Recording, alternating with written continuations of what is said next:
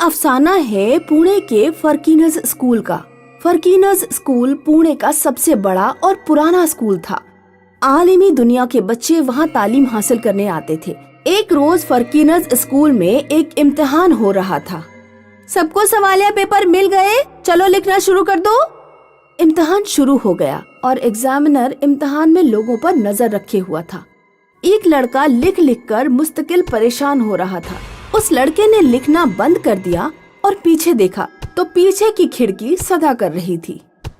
मैं हैरान हूँ, मौसम तबीयत से मुताबिक है और फिजा भी नहीं है, फिर भी खिड़कियाँ क्यों सदा दे रही हैं? लड़के ने इम्तिहान लेने की सिमत देखा तो वो बहुत दूर जा चुकी थी। लड़के ने उठकर खिड़की बंद कर दी और वापस अपनी जगह आकर बैठकर लिखने लगा। आधा घंटा बीत गया। लिखते लिखते पेपर खत्म हुआ और लड़के ने सदा लगाई, सप्लीमेंट प्लीज। एग्जामिनर ने सप्लीमेंट आगे बढ़ाया। लिखते लिखते लड़के ने सप्लीमेंट खींच ली और लिखने लगा। 5 मिनट बाद लड़के ने गौर किया कि इम्तिहान लेने वाली अभी भी उसके पास शाया है। लड़का कुछ समझ नहीं पाया। उसने नजर उठाकर इम्तिहान लेने वाले की सिमत देखा तो उसकी आंखें खौफजदा हो गईं। एग्जामिनर एक खतरनाक भूतनी बन चुकी थी और सारे एग्जामिनेशन हॉल में लाशें ही लाशें बिछी थी।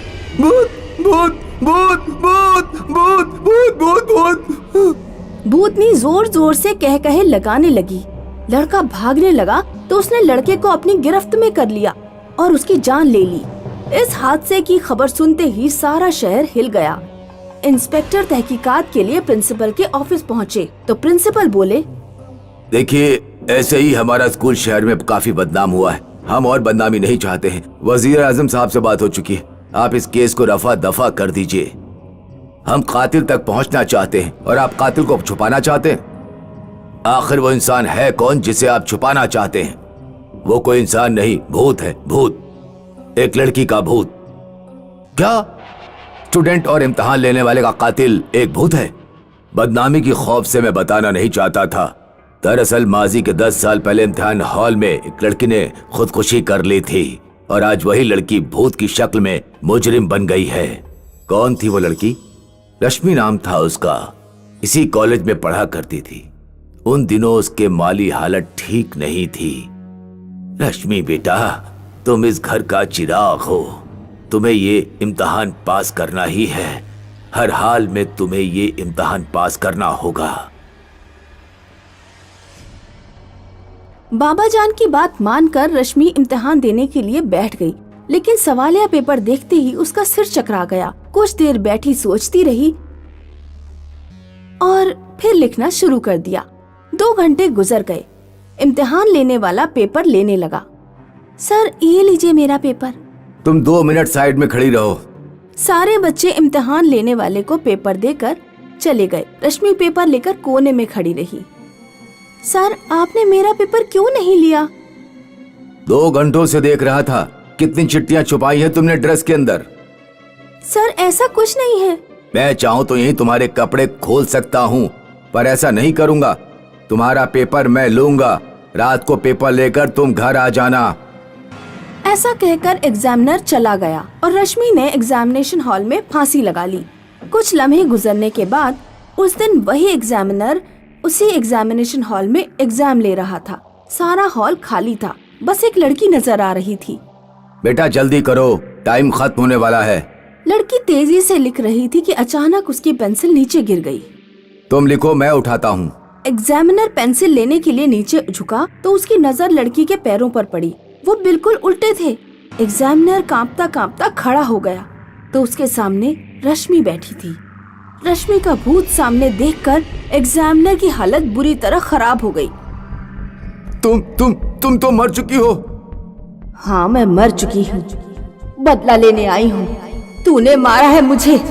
उस दिन थोड़ा रहम दिखाता तो मुझे मरना ना पड़ता। अब तू भी नहीं बचेगा, कोई नहीं बचेगा। जान बचाने के लिए एग्जामिनर दरवाजे की सिमत भागा तो दरवाजा अपने आप बंद हो गया। अरे कोई है, खोलो, दरवाजा खोलो, मेरी मदद करो। मैं भी देखती हूँ कि तुम्हें कौन बचाने आता है। रश्मि ने हाथों का इशारा किया और एग्जामिनर को पीछे घसीटा। मुझे माफ कर दो, छोड़ दो मुझे, छोड़ दो। मुझे माफ कर दो। रश्मि ने उसे फिजा में ऊपर उठाया। अब मैं तुम्हें फांसी का मजा दूंगी। एग्जामिनर गला छुड़ाने की कश्मकश में लगा और वो तड़प तड़प कर मर गया। कहिए, क्या आप उस भूत को अरेस्ट कर पाएंगे? ये हमारे बस की बात नहीं है। शुक्रिया, चलता हूं मैं।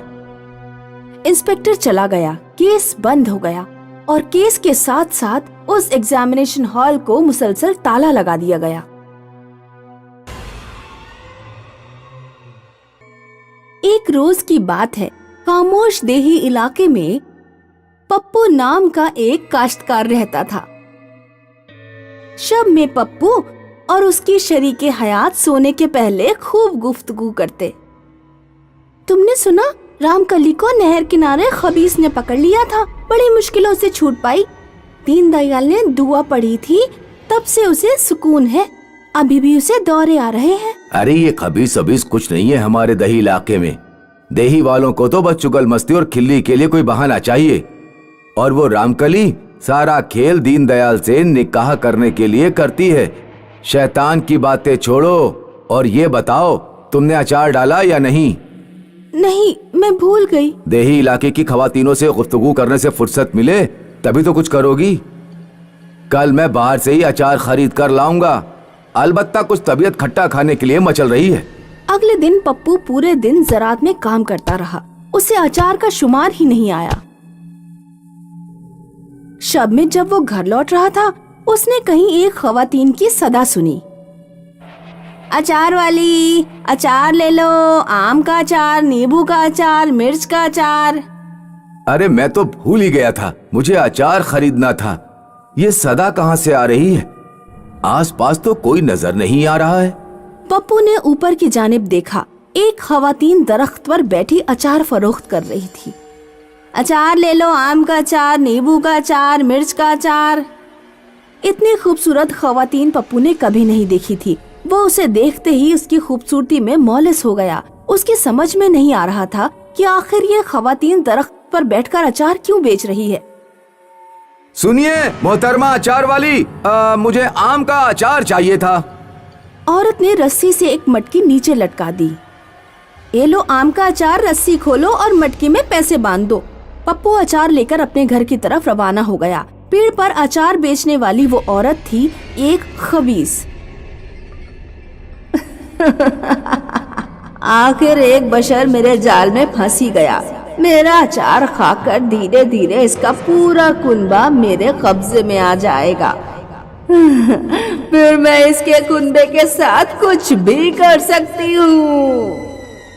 इस देही इलाके को खा लूंगी और इसकी जौजा को अपनी जगह काम पर अचार फरोख्त करने के लिए लगा लूंगी।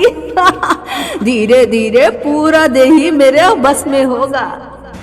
उधर पप्पू मन ही मन बेहद खुश था। कहाँ मेरी रामकली, शक्ल की न सूरत की, और कहाँ वो अचार वाली।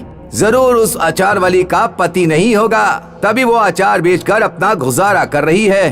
कल उससे जरूर बात करूंगा और पूछूंगा कि वो दरख्त पर बैठकर अचार क्यों बेचती है। पप्पू ने उस रात खूब जमकर अचार खाया। अलबत्ता उसकी बीवी ने थोड़ा सा अचार ही चखा। आज तो तुम बहुत खुश नजर आ रहे हो, क्या बात है? ये अचार की खुशी है। इतना बढ़िया अचार मैंने अपनी जिस्त में कभी नहीं खाया। रात के 2 बजे पप्पू की आंख खुली। उसे महसूस हुआ कि वो किसी के ऊपर सो रहा है। उसने उठकर देखा तो उसके पेट के नीचे एक खबीस थी। अरे मर गया, अरे बचाओ, कोई बचाओ, शैतान है, बचाओ। पप्पू की सदा सुनकर उसकी बीवी जाग गई। क्या हुआ, क्यों चीख रहे हो? मैंने अपने बिस्तर पर एक चुड़ैल देखी, मैं उसी के ऊपर सो रहा था। ज्यादा अचार खाकर तुम्हारा दिमाग खराब हो गया है। मुझे तो यहाँ कोई चुड़ैल नहीं दिख रही। चुपचाप सो जाओ, मेरी नींद खराब मत करो, वरना सुबह नाश्ता नहीं बना के दूंगी। पप्पू की बीवी सुबह अंधेरे ही उठ जाती। उस दिन भी वो 5 बजे ही उठ गई। उस वक्त भी अंधेरा था। उसने जब दरवाजा खोला तो दहलीज पर एक चुड़ैल उल्टी लटक रही थी। बचाओ, कोई चुड़ैल से बचाओ, बचाओ! चमकू की सदा से पप्पू की आंख खुल गई। क्या हुआ? तुमने कोई खबीज देखा? हाँ, मैंने दरवाजा खोला तो दहलीज पर एक भूतनी लटक रही थी। मैंने जब कहा था तो तुमने मेरा यकीन नहीं किया। हमारे घर जरूर कोई बुरी फिजा आ गई है। हमें घर पर दुआ करवानी चाहिए। दूसरे दिन पप्पू देही के मौलवी जी को बुला लाया। मैं दुआ कर रहा हूँ, तुम हिस्सा तैयार करो, हिस्से में सूजी का हलवा बनेगा। चमको ने हलवा बनाकर उसे ढककर रख दिया और दुआ में जाकर बैठ गई। कुछ देर बाद जब दुआ पूरी हो गई तो मौलवी जी ने कहा, पैसा लेकर आओ और दही इलाके में बांट दो। चमको बावर्ची खाने में पाहिस्सा लेने गई। उसने जब कढ़ाई के ऊपर की प्लेट हटाई तो उसके होश उड़ गए। कढ़ाई में हलवे की जगह भूतनी का कटा हुआ सर था। भूतनी, भूतनी, बचाओ मौलवी जी, बचाओ! मौलवी जी और पप्पू बावर्ची खाने के अंदर आते हैं। उन्हें भी कढ़ाई में भूतनी का कटा हुआ सर दिखा। मौलवी जी ने देखा कि बावर्ची खाने में अचार भी रखा है। अब मैं समझ गया कि तुम्हारे घर में क्या हो रहा है। ये अचार तुम कहाँ से लेकर आए हो? फुटपाथ के किनारे बैठकर एक खवातीन अचार बेच रही थी, मैंने उससे ही अचार खरीदा। वो कोई औरत नहीं, बहुत पुरानी चुड़ैल है जो अपना खून मिलाकर अचार फरोख्त करती है। वो अचार खाने की वजह से तुम लोगों पर भूतनी का असर हो रहा है। धीरे धीरे पूरे इस सरजमीन पर तुम्हें भूत नजर आने लगेंगे और तुम भी भूतों की तरह रवैया अख्तियार कर लोगे। मौलवी जी, हम तो अचार खा चुके, अब तो कोई हल निकालिए बचने का। परेशानी की कोई बात नहीं, अभी अचार तुमने एक बार ही खाया है। अचार धीरे धीरे असर करता है। तुम दोनों अपने मुंह में उंगली डालो और उल्टी कर दो। जो अचार तुम्हारे पेट में गया है वो काफी हद तक बाहर निकल आएगा। पप्पू और चमको उल्टी करके अपना पेट खाली कर देते हैं। मौलवी जी, हम तो किसी तरह बच गए, लेकिन वो चुड़ैल दही के और लोगों को अपना अचार खिलाएगी। इस मुसीबत का पूरा हल कैसे होगा? मौलवी जी ने कहा कि उससे छुटकारा पाने के लिए हमें उस दरख्त को काटना होगा जिस पर वो चुड़ैल बैठती है। उस पीपल के दरख्त की जान एक दूसरे में बंद है और दरख्त उसी वक्त काटना चाहिए जिस वक्त चुड़ैल मौजूद हो। दोस्तों, अगर आप इस कहानी का दूसरा हिस्सा देखना चाहते हैं तो कमेंट करें। Second part.